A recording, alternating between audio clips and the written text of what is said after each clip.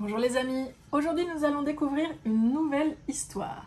Alors tout d'abord nous allons regarder la première page de couverture. C'est parti. Alors déjà regardons la première page de couverture. Qu'est-ce que l'on peut voir? Alors je vois un dragon. Alors j'en vois combien? J'en vois 1, 2, 3. Je vois un dragon orange, un dragon rouge et un dragon jaune. Ah, je ne l'avais pas vu celui-là. J'en vois aussi un petit dragon, donc 3 grands et un petit. Et lui, il est de quelle couleur? Il est violet, un dragon violet. Je vois un personnage. Alors, je ne sais pas si c'est une fille ou un garçon, mais je vois qu'un personnage avec des lunettes et une casquette. Je vois des nuages, des étoiles, une lune,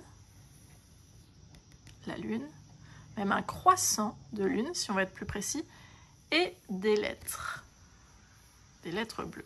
Alors, on va s'intéresser aux lettres. Alors, déjà, on va regarder quelles lettres je peux voir. Donc, je vais me rapprocher. Je vois un D, un R, un A, un G, un O, un N, un espace, un C, un H, un E, un R et un I. Ah, alors là, on les a presque toutes vues. Alors, déjà, le D, ça fait D. R, A. Là, celui-là, il fait G. G. Et alors, ça, c'est ensemble. Le O avec le N. Ensemble, ces deux lettres font on. Donc, on a dr, dr, dra, g, gon. Dragon. Et après, à côté, on a le C et le H. On se souvient ensemble, ça fait ch, ch. Le E avec une petite barre au-dessus, c'est un accent, ça fait E. Chéri. Chéri. Ah, Dragon Chéri. Donc le titre de ce livre, c'est Dragon Chéri. Et c'est une histoire d'Isabelle Bonomo. Alors, c'est parti, nous allons commencer l'histoire.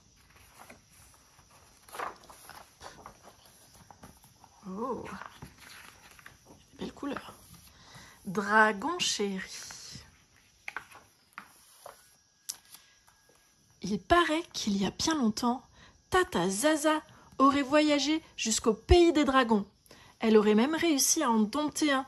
Cette histoire a toujours fait rêver Léonie. Alors, le jour où Tata lui offre sa carte du pays des dragons et son épée, Léonie est folle de joie. Et oui, donc Léonie, c'est une fille et c'est Tata Zaza. On peut voir aussi des dragons là. Les dragons, des doudous, une guitare, un ballon, plein de choses dans la chambre de Zaza. Non, c'est pas Zaza, c'est Léonie. Génial, s'écrie-t-elle, je vais dompter un dragon. Et elle prépare immédiatement ses affaires. Sac de couchage, matelas, lampe de poche, boussole, couverture, oreiller, des gâteaux, un poulet, une gourde, un lasso pour capturer le dragon et bien sûr l'épée et la carte de Zaza. Et oui, on a tout ça ici. Le lasso, la lampe, la boussole, le matelas, le poulet, des gâteaux, la gourde, l'oreiller. Ah, elle a tout ce qu'il faut, Léonie. Pour arriver... On va agrandir. Pour arriver au pays des dragons, il faut marcher longtemps, très longtemps. Mais Léonie ne sent pas la fatigue. Elle s'imagine déjà voler dans les airs sur le dos de son dragon. Il sera grand et puissant, et il cachera des Pour arriver au pays des dragons, il faut marcher longtemps, très longtemps. Mais Léonie ne sent pas la fatigue. Elle s'imagine déjà voler dans les airs sur le dos de son dragon. Il sera grand et puissant, et il crachera des flammes d'au moins 2 mètres. Oh, ça va être bien, pense-t-elle. Aux alentours de midi, Léonie fait une petite pause. Glou, glou, glou. Ah oui, elle boit de l'eau. Soudain, elle entend un craquement juste derrière elle. Crac! Oh, mais qui ça peut bien être? Oh, un mini dragon tout rikiki! Tu ne dois pas savoir voler ni cracher du feu, toi. Quand Léonie reprend sa route, elle s'aperçoit que le petit dragon la suit. « Tu ferais mieux de rester ici, lui explique-t-elle. Là où je vais, c'est beaucoup trop dangereux pour toi. » Mais le petit dragon continue de la suivre. Oh, « Ce que tu peux être collant, le Minus, » dit Léonie. Il est l'heure de s'arrêter pour la nuit. Sous ces arbres, ce sera parfait, décide Léonie. Tiens, tu es toujours là, toi? Mais tu n'as plus de parents ou quoi? Le petit dragon se met à pleurer. Oh, excuse-moi, dit Léonie, je ne voulais pas te faire de la peine. Veux-tu passer la nuit ici? Je vais nous faire un bon feu. Ah zut, j'ai oublié les allumettes. Et le petit dragon allume le feu. Waouh, trop fort, bravo! Tu as faim? Demande Léonie en lui tendant un paquet de gâteaux. Cloups! Le petit dragon l'avale d'un coup. Tu n'as pas mangé depuis longtemps, on dirait.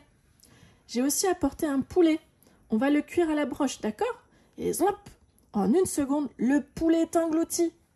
Je vais t'appeler Ivor, rigole Léonie. Parce que tu dévores.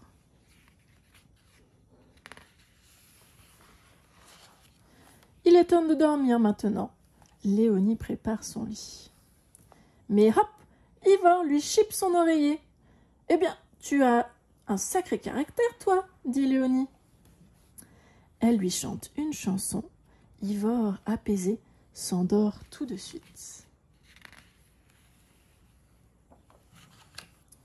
Léonie s'installe dans son lit et s'endort à son tour.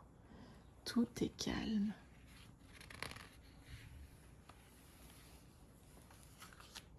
Soudain, oh, mais qui va là? Qui c'est ça? Oh, on voit des dragons. Et, oula, Léonie et Ivor ont l'air surpris. Qu'est-ce qui va se passer? Léonie empoigne son épée. Arrière, arrière. Frou, frou. Oh, oula, ça crache du feu, hein. Attention, hein. Là, le petit dragon Ivor, il a l'air content ou pas content? Comme Léonie. Ils sont là. Oula, attention. Malheur de malheur. Oh, Léonie n'a plus d'épée. Au secours, crie-t-elle. Rends-nous le petit, et nous te laisserons tranquille, grondent les grands dragons. Mais, je ne l'ai pas kidnappé, c'est lui qui m'a suivi, réplique Léonie. C'est vrai ça, petit? Tu veux rester avec elle? Demande le chef. Oh, le petit dragon Ivor, il a l'air triste quand on le regarde. Ivor fait oui de la tête et saute dans les bras de son ami. Marché conclu, dit le chef. Il a besoin de douceur depuis qu'il a perdu ses parents. Et nous, la douceur, ce n'est pas trop notre truc. Je promets de bien m'occuper de lui, assure Léonie. Et vous pourrez lui rendre visite si vous voulez bien nous ramener à la maison. Je vous montre le chemin. Allons-y, dit le chef. Et c'est ainsi que Léonie et Ivor se retrouvent sur le dos du plus fort des dragons.